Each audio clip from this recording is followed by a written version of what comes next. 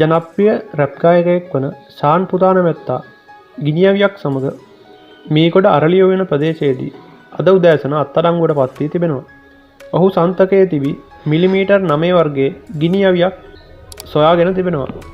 අදාළ රැප් ගායකයාට මෙම ගිනිඅවිය පොලිස් කොස්තාපල්වරයෙක් විසින් ලබා දී ඇත. මේ අනුව අදාළ රැප් ගායකයා හා ඔහුගේ කළමනාකරු පොලිසිය විසින් අත්අඩංගුවට ගෙන තිබේ.